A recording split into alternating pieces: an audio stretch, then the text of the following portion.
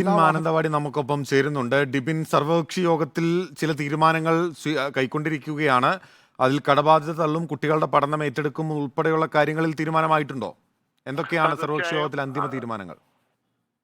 അനുസരിച്ച് തിങ്കളാഴ്ച ഈ കുടുംബത്തിന് 5 ലക്ഷം രൂപ നഷ്ടപരിഹാരം കൊടുക്കുമെന്നും ബാക്കി 5 ലക്ഷം രൂപ കുടുംബം കൊടുക്കുന്ന നോമിനിക്ക് അടുത്ത മന്ത്രിസഭാ യോഗം ചേർന്നതിന് ശേഷം ദുരിതാശ്വാസ നിധി അനുവദിച്ചു കൊടുക്കുമെന്നാണ് ഇപ്പോൾ തീരുമാനമായിരിക്കുന്നത്. പക്ഷെ കുടുംബം ആവശ്യപ്പെട്ടത് 50 ലക്ഷം രൂപയാണ് നഷ്ടപരിഹാരം.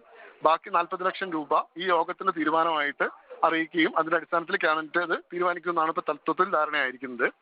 അതിനു പുറമെ ഈ കുട്ടികളുടെ പഠന ചെലവ് വനംവകുപ്പ് ഏറ്റെടുക്കുമെന്നും തീരുമാനമായിട്ടുണ്ട്. പിന്നെ ഇവർ കൊടുക്കുന്ന നോമിനിക്ക് ജോലി സർക്കാർ സ്ഥിര നിയമനം കൊടുക്കണമെന്നാണ് ആവശ്യപ്പെട്ടിരിക്കുന്നത്. ഇപ്പൊ സ്ഥിര നിയമനം ഇല്ലെങ്കിൽ താൽക്കാലിക നിയമനം കൊടുത്തിട്ട് പിന്നീട് സ്ഥിര നിയമന രീതിയിട്ട് പോകുന്നതാണ് ഇപ്പോൾ അവിടെ നിന്ന് അറിയുന്ന വിവരം. ഡിബിൻ, ഒപ്പം തന്നെ ഈ ആവശ്യങ്ങൾ കുടുംബം അംഗീകരിക്കുന്നുണ്ടോ എന്നുള്ളതാണ് പ്രധാനപ്പെട്ട കാര്യം. കാരണം കുടുംബം പറയുന്നത് പോലെയേ ഈ പ്രതിഷേധം അവസാനിപ്പിക്കുകയുള്ളൂ എന്നാണ് പ്രതിഷേധക്കാർ അല്പസമയം മുമ്പ് നമ്മളോട് പ്രതികരിച്ചിട്ടുള്ളത്. അപ്പോൾ കുടുംബം സമ്മതം അറിയിപ്പിച്ചിട്ടുണ്ടോ ഈ കാര്യങ്ങളിൽ?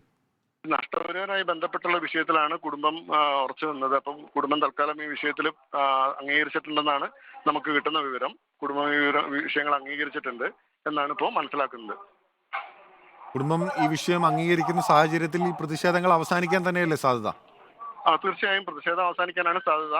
ഇപ്പൊ ഇന്ന് തന്നെ പോസ്റ്റ്മോർട്ടം നടത്തുകയും മൃതദേഹം വിട്ടുകൊടുക്കുകയും ചെയ്യുന്നതാണ് ഇപ്പൊ തത്വത്തിൽ അവിടെ ധാരണയായിരിക്കുന്നതെന്നാണ് നമുക്ക് കിട്ടുന്ന വിവരം.